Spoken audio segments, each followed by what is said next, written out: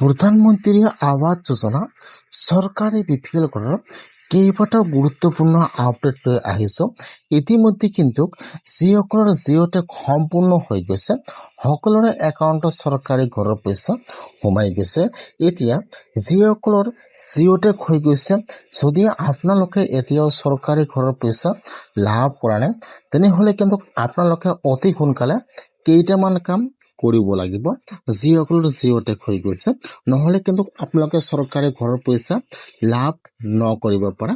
আজি চৰকাৰী ঘৰৰ কেইবাটাও ডাঙৰ আপডেট লৈ আহিছো। সেইকাৰণে যদি আপোনালোকৰ জিঅ' টেক হৈছে আৰু আপোনালোকে এতিয়াও চৰকাৰী ঘৰৰ পইচা লাভ কৰা নাই তেনেহ'লে এতিয়া আপোনালোকে কি কাম কৰিব লাগিব বা কি কৰিলে আপোনালোকে চৰকাৰী ঘৰৰ পইচা লাভ কৰিব, মই আজি এইটো ভিডিঅ'ত চৰকাৰী ঘৰৰ সম্পূৰ্ণ প্ৰচেছ জনাই দি আছোঁ। যিসকলে চৰকাৰী ঘৰ লাভ কৰা নাই আজি কিন্তু সেইসকলৰ কাৰণে ভাল খবৰ আহি গৈছে। যদি আপোনালোকে এতিয়ালৈকে চৰকাৰী ঘৰটো পোৱা নাই তেনেহ'লে কিন্তু আপোনালোকে এইবাৰ চৰকাৰী ঘৰটো লাভ কৰিব। এতিয়া আপোনালোকে কি কৰিব লাগিব A to Z জনাই দি আছোঁ।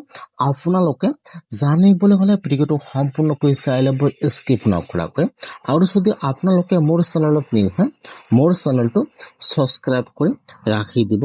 যিসকলৰ জিঅ' টেক সম্পূৰ্ণ হৈ গৈছে সকলোৰে একাউণ্টত কিন্তু চৰকাৰী ঘৰৰ পইচা সোমাই গৈছে আৰু কিন্তু বহুতৰে একাউণ্টত এতিয়ালৈকে চৰকাৰী ঘৰৰ পইচা সোমোৱা নাই।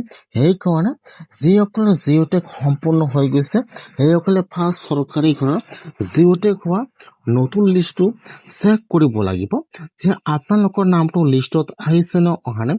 যদি আপোনালোকৰ নামটো লিষ্টত আহিছে তেনেহ'লে কিন্তু আপোনালোকৰ একাউণ্টত চৰকাৰী ঘৰৰ পইচা সোমাই গৈছে। যদিও সোমোৱা নাই তেনেহ'লে কিন্তু আপোনালোকে কেইটামান কাম অতি সোনকালে কৰিব লাগিব। আপোনালোকৰ একাউণ্টত অতি সোনকালে চৰকাৰী ঘৰৰ পইচা সোমাই যাব। এতিয়া কি কাম কৰিব লাগিব সম্পূৰ্ণ প্ৰচেছ দেখুৱাই দি আছোঁ, চাই ল'ব।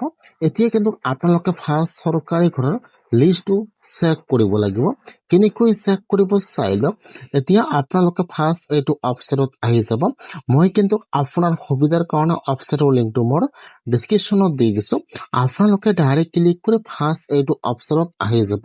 অহাৰ পিছত ইয়াত চাব, ফাৰ্ষ্ট চাব দি আছে এবাউট এছ, ২ নম্বৰত চাব দি আছে আৱাস শ্বপ। এতিয়া আপোনালোকে আৱাস শ্বপৰ ওপৰত এবাৰ ক্লিক কৰিব।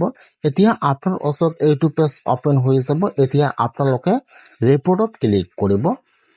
এতিয়া কিন্তু আপোনালোকৰ ওচৰত আৰু এটা নতুন পেজ ইয়াত অপেন হৈ যাব। ইয়াত কিন্তু বহুতো ছাৰ্ভিচ আহি যাব এনেকুৱাকৈ। এতিয়া আপোনালোকে একেবাৰে তলত আহি যাব। তলত অহাৰ পিছত ইয়াত চাব, ইয়াত যিটো ১ নম্বৰত অপশ্যন দিয়া থাকিব ছ'চিয়েল অডিট ৰিপৰ্ট, ইয়াত যিটো এছৰ ১ নম্বৰ অপশ্যন দিয়া থাকিব বেনিফিচিয়াৰী ডিটেইলছ ফৰ ভেৰিফিকেশ্যন। এতিয়া আপোনালোকে এছৰ ১ নম্বৰ অপশ্যনৰ ওপৰত ক্লিক কৰিব লাগিব। এতিয়া আপোনালোকে এছৰ ১ নম্বৰ অপশ্যনৰ ওপৰত ক্লিক কৰিব। এতিয়া কিন্তু আপোনাৰ ওচৰত আৰু এটা নতুন পেজ ইয়াত অপেন হৈ যাব এনেকুৱাকৈ।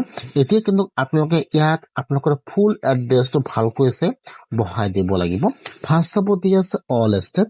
আপোনালোকে ফাৰ্ষ্ট সেইটো অপশ্যন ক্লিক কৰিব। ইয়াত আহি যাব আপোনালোকৰ ষ্টেটৰ নাম। আপোনালোকে ফাৰ্ষ্ট চিলেক্ট কৰিব ষ্টেট নাম, তাৰপিছত আপোনালোকৰ ডিষ্ট্ৰিক্টৰ নাম চিলেক্ট কৰি লৈ ল'ব। তাৰপিছত ইয়াত আহি যাব আপোনাৰ ব্লকৰ নাম। আপোনালোকে ইয়াত চাই লৈ ইয়াত আপোনাৰ ব্লকৰ নামটো চিলেক্ট কৰি লৈ ল'ব। তাৰপিছত ইয়াত আহি যাব আপোনালোকৰ পঞ্চায়তৰ নাম। আপোনালোকে ইয়াত চাই লৈ চিলেক্ট কৰি লৈ ল'ব। তাৰপিছত ইয়াত আহি যাব চন। আপোনালোকে ইয়াৰ পৰা চনটো অলপমান তলত আহি চাব দিয়া আছে ২৫ এণ্ড ২৬। আপোনালোকে ইয়াৰ পৰা চনটো ২৫ এণ্ড ২৬ চিলেক্ট কৰি লৈ ল'ব। তাৰপিছত চিলেক্টত ক্লিক কৰিব। ১ নম্বৰত অপশ্যন আহি যাব প্ৰধানমন্ত্ৰী আৱাস যোজনা গ্ৰামীণ। আপোনালোকে ইয়াৰ পৰা সেইটো অপশ্যন চিলেক্ট কৰি লৈ ল'ব। তাৰপিছত আপোনালোকে এতিয়া ছাবমিটত ক্লিক কৰিব। এতিয়া কিন্তু আপোনালোকৰ পঞ্চায়তৰ চৰকাৰী ঘৰৰ নতুন জিঅ' টেক হোৱা লিষ্টটো ইয়াত অপেন হৈ যাব এনেকুৱাকৈ। ফাৰ্ষ্ট আহি যাব আপোনাৰ নাম, তাৰপিছত ইয়াত আহি যাব আপোনাৰ গাৰ্ডিয়ান, তাৰপিছত ইয়াত আপোনাৰ ঘৰৰ ID নম্বৰ আহি যাব। এতিয়া আপোনালোকে ইয়াৰ পৰা চাব লাগিব যে আপোনালোকৰ লিষ্টত নামটো আহিছে নে অহা নাই। যিসকলৰ জিঅ' টেগ ভেৰিফাই হৈছে সেইসকলৰ কিন্তু সেইটো লিষ্টত নাম থাকিব। যদি আপোনালোকৰ সেইটো লিষ্টত নাম থাকে আৰু আপোনালোকৰ একাউণ্টত চৰকাৰী ঘৰৰ পইচা সোমোৱা নাই, তেনেহ'লে কিন্তু আপোনালোকৰ বেংকৰ একাউণ্টৰ সৈতে আপোনালোকৰ আধাৰ কাৰ্ডটো লিংক নাই অথবা আপোনালোকৰ বেংকৰ একাউণ্টটো ৰিজেক্ট হৈছে। সেইকাৰণে আপোনাৰ একাউণ্টত এতিয়ালৈকে চৰকাৰী ঘৰৰ পইচা সোমোৱা নাই। সেইকাৰণে আপোনালোকে ফাৰ্ষ্ট লিষ্টটো চাই ল'ব। যদি আপোনালোকৰ নামটো লিষ্টত আহিছে আৰু আপোনালোকৰ একাউণ্টত এতিয়া চৰকাৰী ঘৰৰ পইচা সোমোৱা নাই, তেনেহ'লে আপোনালোকে অতি সোনকালে আপোনালোকৰ পঞ্চায়তত যাই যোগাযোগ কৰক। যিসকলৰ লিষ্টত নাম আহিছে আৰু একাউণ্টত পইচা সোমোৱা নাই সেইসকলে আজিয়ে আপোনালোকৰ পঞ্চায়তত যাই যোগাযোগ কৰক।